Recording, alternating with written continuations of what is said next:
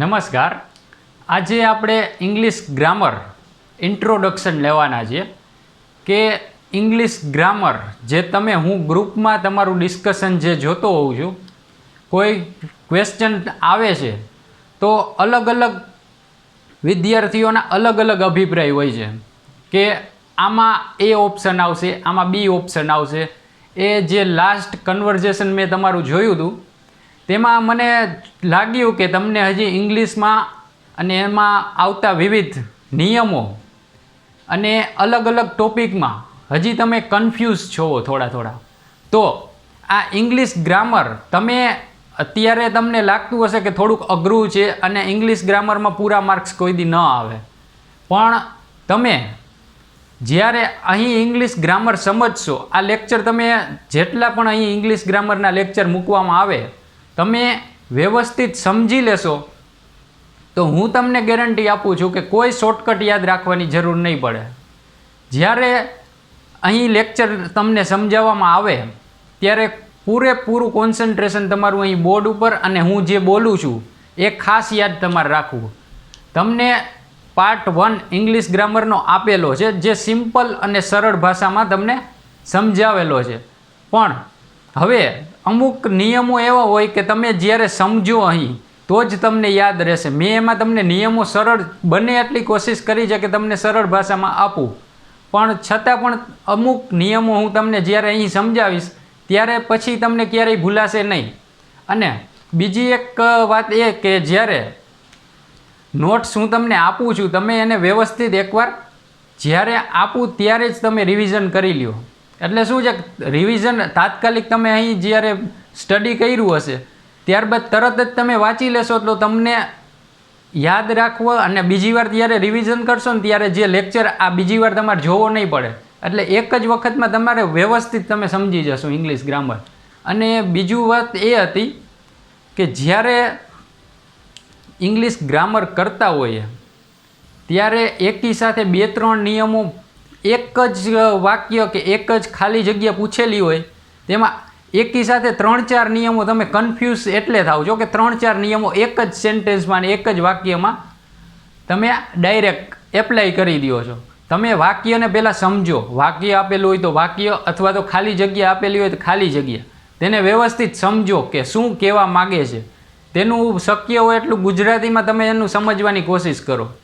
વધુમાં જ્યારે એના નિયમો તમે હવે અહીં સમજી લેશો એટલે તમને જ્યારે ખાલી જગ્યા વાક્ય કે કોઈ પરીક્ષામાં પૂછાશે તો તમને તરત જ ઓટોમેટિક જ ખબર પડી જશે કે આનો જવાબ આ જ આવે, કારણ કે ત્યારે તમે સમજૂતી વ્યવસ્થિત લઈ લીધી હશે. અત્યારે જે તમે સમજશો ને એ વ્યવસ્થિત એકવાર સમજી લેજો, પછી તમારે ઇંગ્લિશ ગ્રામર એટલું સરળ લાગશે કે તમને એમ થશે કે ગુજરાતી ગ્રામર કેમ અત્યારે તમને સરળ લાગે છે, એ જ રીતનું ઇંગ્લિશ ગ્રામર સરળ લાગશે. છતાં પણ કોઈ કન્ફ્યુઝન હોય તો તમે મને જણાવી શકો છો. હું તમને ગ્રુપમાં અથવા તો અહીં કોમેન્ટ કરશો તો હું તમને અહીં લેક્ચરમાં પણ જણાવી દઈશ કે આ પ્રશ્નનો જવાબ આ રીતે સોલ્વ કરી શકાય.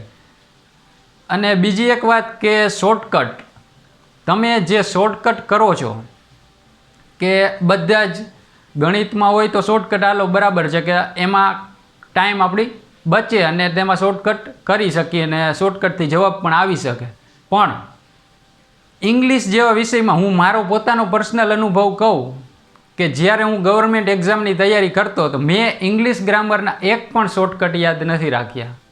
ભલે તમે યાદ રાખો બીજી ચેનલમાં કે બીજા કોઈ એપ્લિકેશનમાં તમને શોર્ટકટ આપે તો તમે યાદ રાખો, પણ જ્યારે તમે કોન્સેપ્ટ સમજશો ને તો શોર્ટકટની જરૂર જ નહીં પડે. મારું માનવું એ છે. મેં મારા અનુભવ કહું તો હું છે ને જ્યારે લાસ્ટ એક્ઝામ આપી હતી એમાં ઇંગ્લિશ ગ્રામર 10 માર્કનું પૂછાણું હતું, તેમાંથી 2 પ્રશ્ન મારા ખોટા પડ્યા હતા એટલે 0.25 માઇનસ જાય એટલે ટોટલ 2.5 માર્ક કપાણા હતા. એ પણ કેમાં કે જે સમાનાર્થી અને વિરોધાર્થી શબ્દો જે ઇંગ્લિશ ગ્રામરમાં આવે એમાં, કારણ કે હું જ્યારે અમારા વખતમાં એક્ઝામ આપતો ત્યારે ઇંગ્લિશ ગ્રામરના સમાનાર્થી વિરોધાર્થી શબ્દો મેં ક્યારે કર્યા નહોતા એટલે એ 2 જ માર્ક એ કપાણા માઇનસમાં જે 0.25 જાય એ. અને હવે આપણે આજના લેક્ચરમાં ઇંગ્લિશ ગ્રામરના ઇન્ટ્રોડક્શન એટલે કે વાક્યમાં આવતા વિવિધ ભાગ, આપણે ગુજરાતી વાક્યમાં કેમ કર્તા, કર્મ, ક્રિયાપદ આવે એવી જ રીતે સંયોજકો એ જે ઇંગ્લિશ ગ્રામરમાં પણ આવે જ છે, જેમ ગુજરાતી ગ્રામરમાં કેમ આ બધા આવે છે અને તમને સરળ રીતે તમે સાવ સહેલો ટોપિક તરીકે તમે એક વખત વાંચીને પણ તમને એ આવડી જાય છે. તો એવી જ રીતે આજના લેક્ચરમાં આપણે ઇન્ટ્રોડક્શન લઈ લઈએ કે તેમાં નાઉન શું છે, પ્રોનાઉન શું છે, પ્રિપોઝિશન શું છે, પછી કંજક્શન શું છે, એ બધી જ માહિતી આપણે અત્યારે હવે લઈ લઈએ. હવે ઇંગ્લિશ ગ્રામર આપણે જે શરૂઆત કરીએ છીએ ઇન્ટ્રોડક્શન, કે વાક્યમાં આવતા વિવિધ ભાગો. તો વાક્યમાં આવતું પ્રથમ જ છે નાઉન.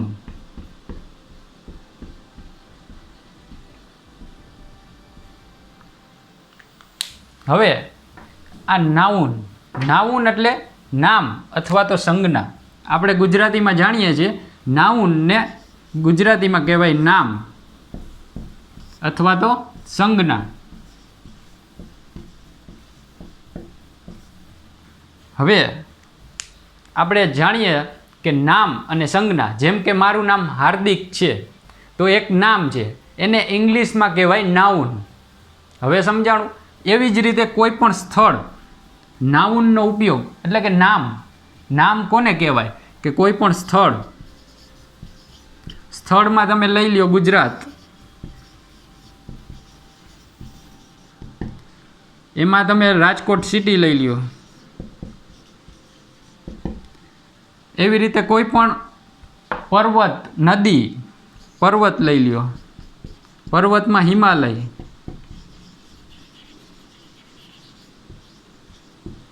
હવે નદીમાં ગંગા લઈ લ્યો, નર્મદા.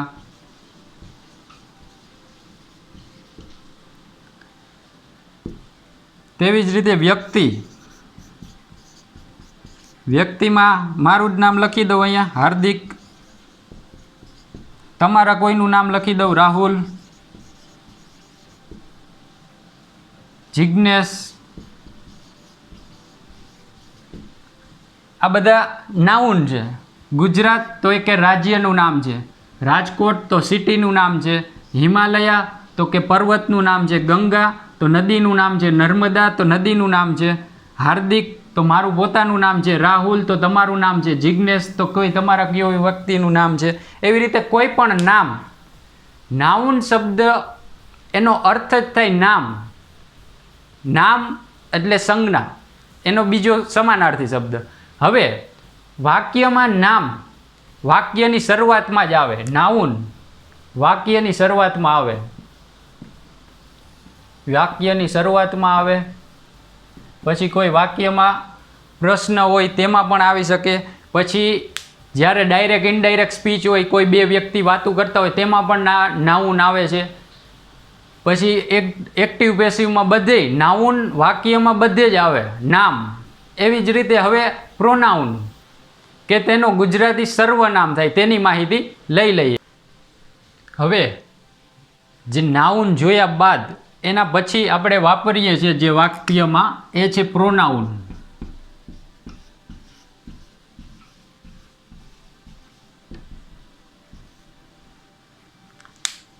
હવે પ્રોનાઉન એનો ગુજરાતી અર્થ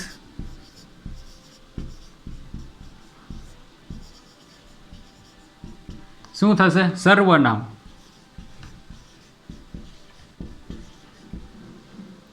હવે સર્વનામ આપણે ગુજરાતી વ્યાકરણમાં કોને કહીએ છીએ કે નામના બદલે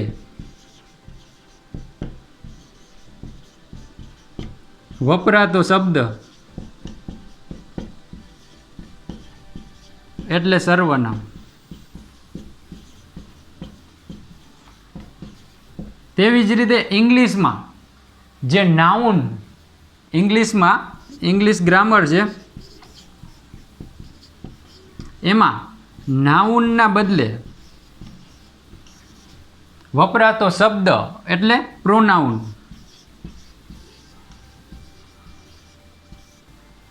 હવે એનું એક ઉદાહરણ લઈએ કે માની લ્યો કે રાહુલ એક એન્જિનિયર છે, તે ગવર્મેન્ટ એક્ઝામની તૈયારી કરે છે.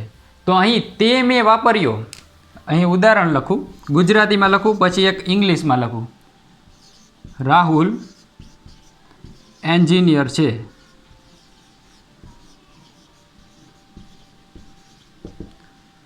તે સરકારી નોકરીની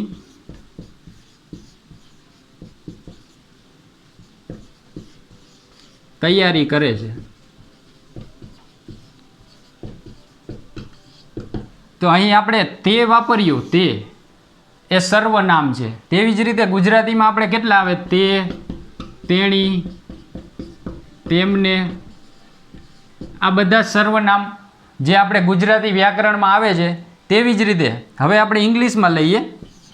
Rahul is an engineer.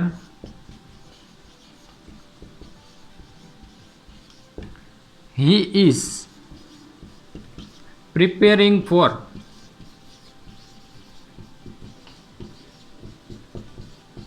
government exam.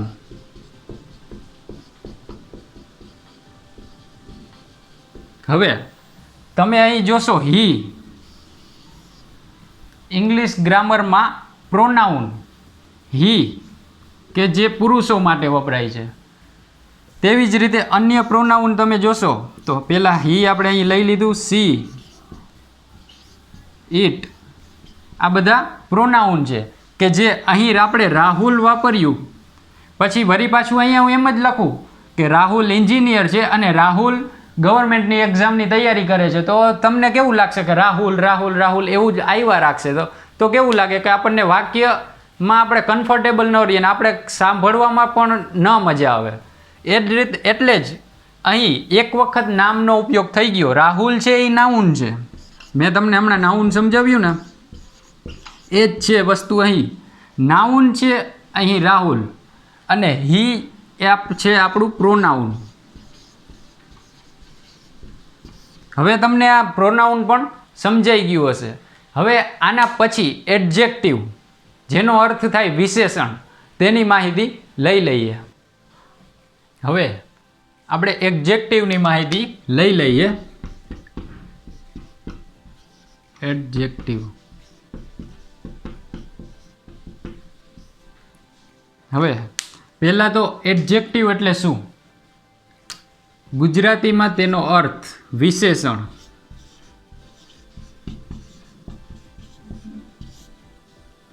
વિશેષણ કોને કહેશું?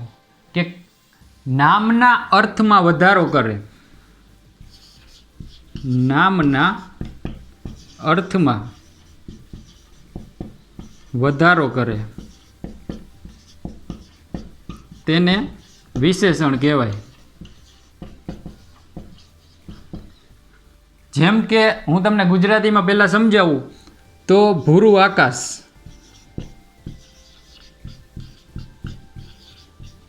તમે હવે અહીં જોશો કે અહીં નામ એના અર્થમાં વધારો કરે. કેવું આકાશ? કેવું આકાશ? તો કે ભૂરું આકાશ. પછી અહીં લાલ કિલ્લો. તો તમે અહીં પ્રશ્ન પૂછશો કે કેવો કિલ્લો, તો તમને જવાબ મળશે લાલ કિલ્લો. તો અહીં લાલ, ભૂરું એ રીતે આ વિશેષણ છે કે જે નામના અર્થમાં વધારો કરે છે. એ જ રીતે હજી એક તમને ઉદાહરણ દઉં તો ગ્રીન લીફ.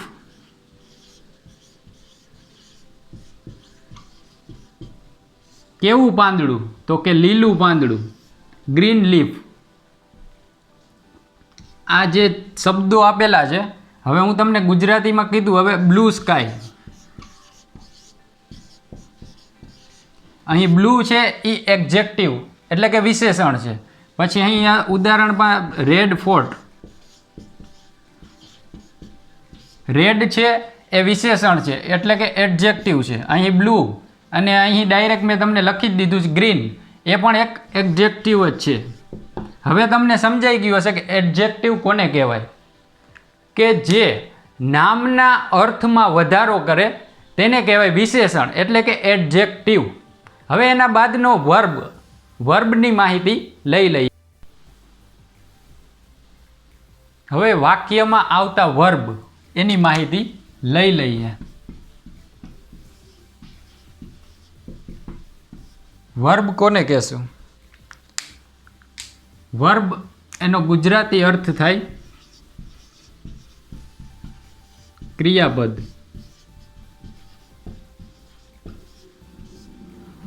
કોઈ પણ આપણે ક્રિયા કરીએ છીએ, માની લ્યો કે અત્યારે હું બોલું છું તો બોલવાની પણ ક્રિયા છે. હવે હું અહીં એમ લખું છું કે હું લખું છું, તો અહીં લખવાની છે એ ક્રિયા છે. તેવી રીતે તેણી ગાય છે, તેણી ગાય છે એટલે કે ગાયન કરે છે, તે પણ અહીં ગાવાની છે એ ક્રિયા છે. હવે જે ક્રિયા છે એને આપણે ઇંગ્લિશમાં આપણે ક્રિયા દર્શાવી છે કે અહીં હું લખું છું તો એમાં ઇંગ્લિશ થશે આઈ એમ રાઇટિંગ.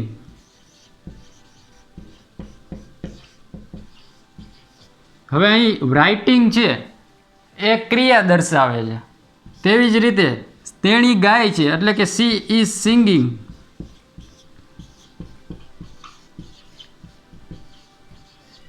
સિંગિંગ ગાવું એ એક ક્રિયા છે.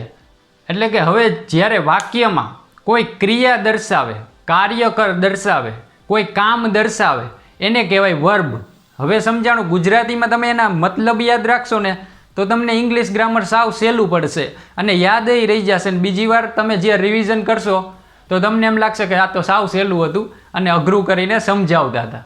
હવે આપણે અઘરું છે એવું માનવાનું જ નથી, સાવ સહેલું જ છે. અને આપણે હવે અહીં જોઈ લઈએ કે તમે જુઓ કે હું તમને જ્યારે ગુજરાતીમાં સમજાવું છું કેટલું સરળ રીતે તમને સમજાય છે. વર્બ, ઘણીવાર આપણને આ વર્બ શબ્દનો ક્યારેક મતલબ નથી ખબર હોતો, એટલે હું તમને એ જ સમજાવું છું કે વર્બ એટલે ક્રિયાપદ. ક્રિયાપદ એટલે કે આપણે જે પણ કાર્ય કરીએ છીએ એને જે દર્શાવવા માટે, જે માની લ્યો કે હું બોલું છું તો બોલવાનું પણ એક કાર્ય છે. જાણે કે હું અહીંયા લખું છું, અહીંયા લખેલું મેં તમને ઉદાહરણ આપ્યું રાઇટિંગ, તો લખવું પણ એક કાર્ય છે. તો જે કાર્ય દર્શાવે એને કહેવાય વર્બ. હવે એના પછીનો શબ્દ છે એડવર્બ, એ પણ માહિતી લઈ લઈએ. હવે એડવર્બની માહિતી લઈ લઈએ. એડવર્બ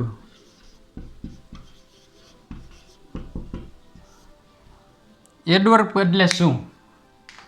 પહેલાં તો જોઈએ તો એડવર્બ એનો ગુજરાતી અર્થ ક્રિયા વિશેષણ થાય.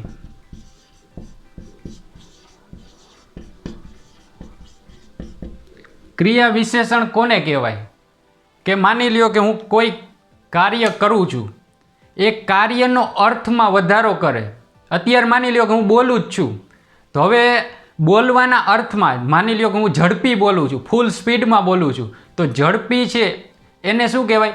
જે ક્રિયા કરું છું, કાર્ય કરું છું બોલવાનું, એમાં ઝડપી એટલે કે એમાં વિશેષણમાં વધારો કરે છે.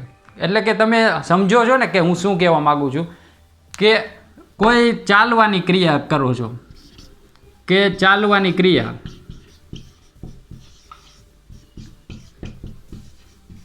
હવે અહીં તમને હું દર્શાવું કે વોકિંગ,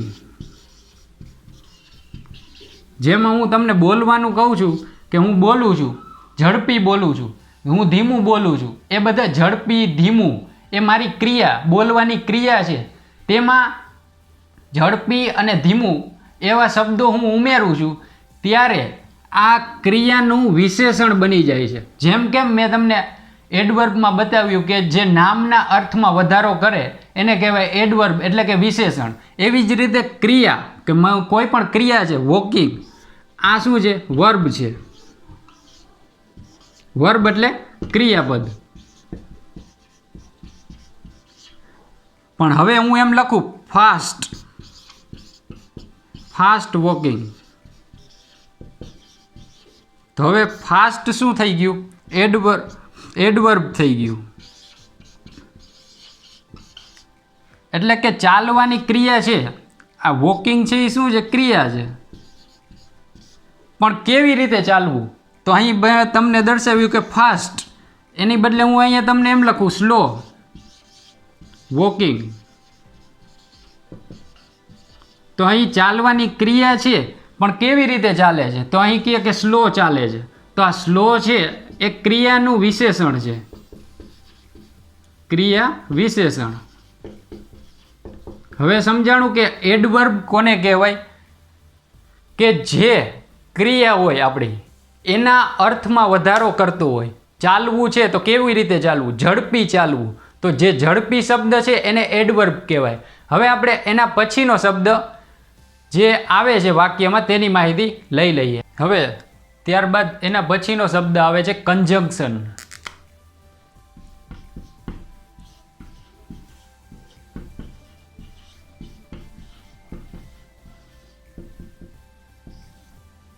કન્જંક્શન એટલે કે સંયોજક. ગુજરાતીમાં એને શું કહેશો? સંયોજક.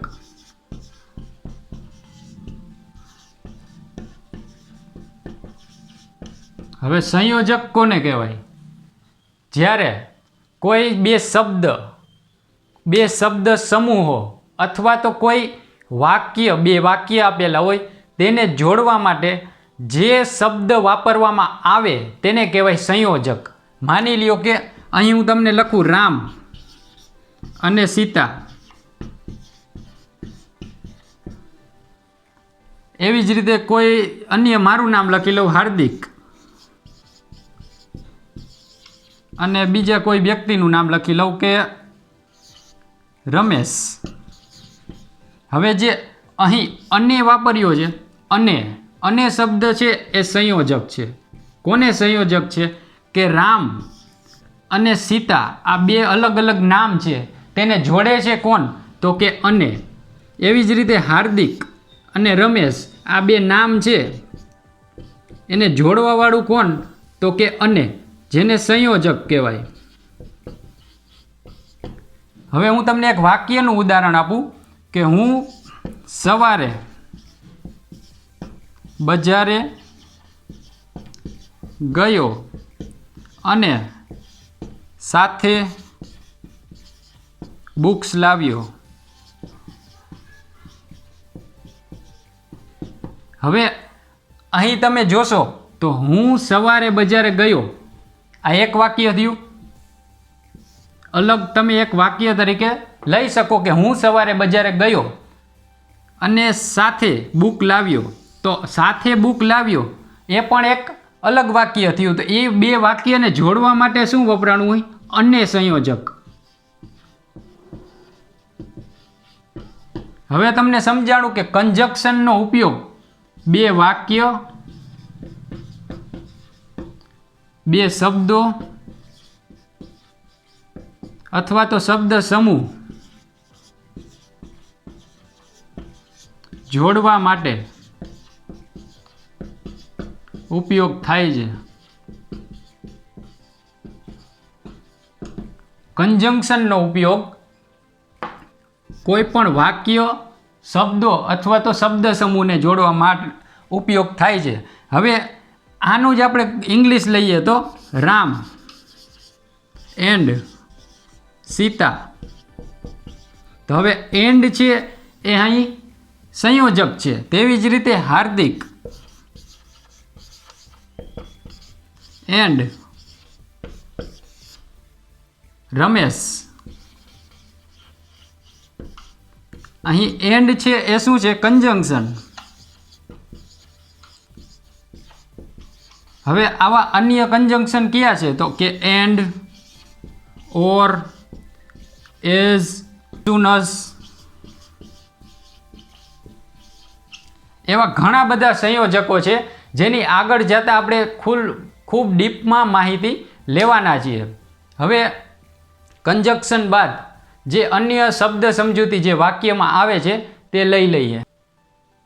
હવે જે વાક્યમાં આવતા અન્ય શબ્દોમાં જોઈએ તો પ્રિપોઝિશન.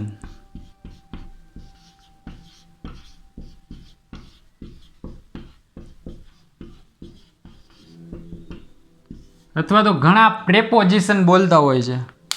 પ્રિપોઝિશન અથવા તો પ્રેપોઝિશન. હવે હું તમને એક આ પ્રેપોઝિશન સમજાવતા પહેલાં પ્રી વેડિંગ નામ સાંભળેલું હશે. Pre wedding photoshoot, pre wedding video. હવે એમાં પ્રી અને વેડિંગ, વેડિંગ એટલે લગ્ન, પ્રી એટલે પહેલાં. પ્રી પોઝિશન, પ્રી એટલે પહેલાં, પોઝિશન એટલે સ્થાન. એટલે કે નામ અથવા તો સર્વનામ ની પહેલા આવતો શબ્દ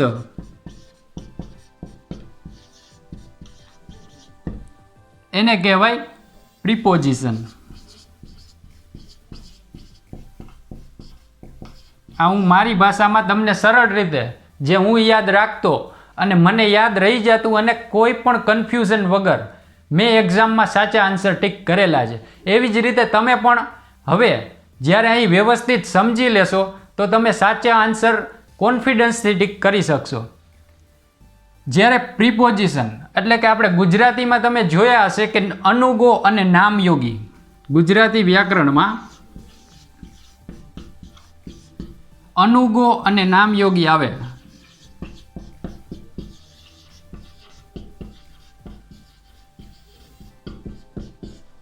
તો આપણે પ્રિપોઝિશનનું ગુજરાતી પણ નામયોગી અવયવ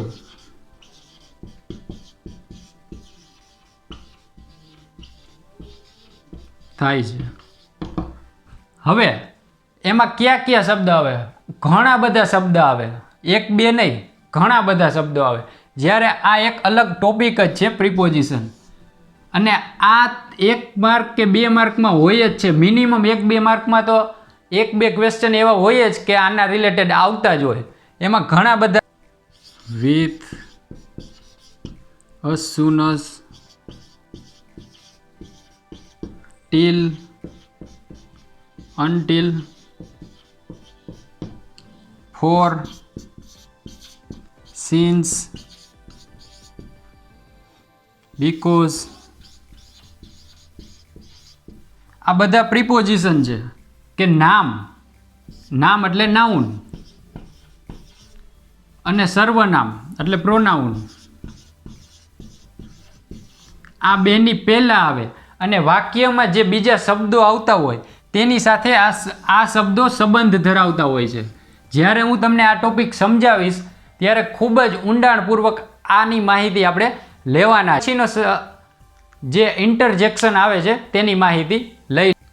હવે આ ઇન્ટ્રોડક્શન એટલે કે વાક્યમાં આવતા વિવિધ શબ્દોમાં એક લાસ્ટ શબ્દ છે ઇન્ટરજેક્શન.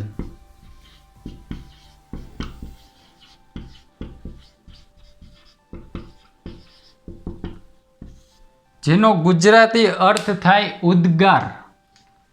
ઉદ્ગાર શબ્દો ગુજરાતીમાં કહેવાય ઉદ્ગાર શબ્દો.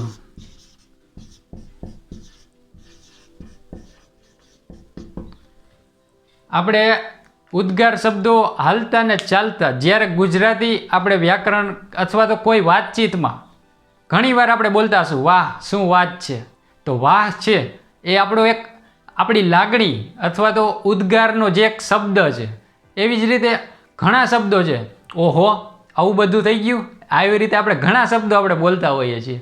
તો હર્ષની લાગણી એટલે કે આનંદની લાગણી એવા શબ્દો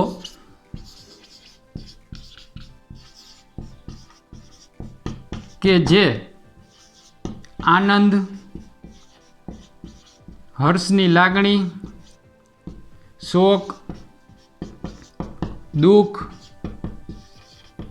એ બધું દર્શાવવા જે લાગણી ઉત્પન્ન થાય છે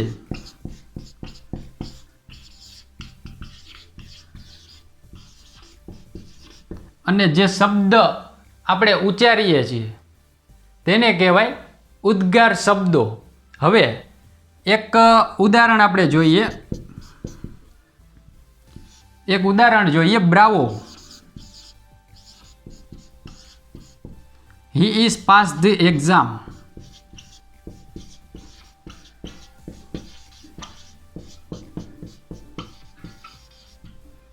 હવે અહીં બ્રાવો જે શબ્દ આવેલો છે એ ઉદ્ગાર શબ્દ છે એટલે કે વાહ તે પરીક્ષા પાસ કરી ગયો. એવી જ રીતે કોઈ પણ આવા શબ્દો આપણે લાગણીઓ દ્વારા ઉદ્ભવી અને આપણે બોલીએ તેને કહેવાય ઇન્ટરજેક્શન એટલે કે ઉદ્ગાર શબ્દો. હવે આપણે નેક્સ્ટ જ્યારે લેક્ચર ઇંગ્લિશ ગ્રામરનો લઈશું તેમાં આર્ટિકલ એ એન ને ધ તેની માહિતી લઈશું. હવે આપણે જ્યારે અહીં હું તમને ઇંગ્લિશ ગ્રામર સમજાવું છું તે મારી પદ્ધતિ બધા જ જે તમને ટોપિક જે કરાવતા હશે અથવા તો તમને કોઈ ભણાવતા હશે અથવા તો તમે કોઈ એપ્લિકેશનમાંથી શીખતા હશો તેના કરતાં સાવ અલગ જ હશે. એટલે કે તમે એમ માનજો કે હું સીધી ભાષામાં સરળ ભાષામાં અને તમે જે બોલો છો એ જ ભાષામાં તમને હું ગુજરાતીમાં જ ઇંગ્લિશ સમજાવવાનો છું અને ઇંગ્લિશ તમને એટલું આવડી જશે કે તમને એમ થશે કે શું આ આટલું સહેલું છે ઇંગ્લિશ. તો આપણે નેક્સ્ટ લેક્ચરમાં મળશું અને આર્ટિકલનું માહિતી આપણે લેશું. જય હિન્દ.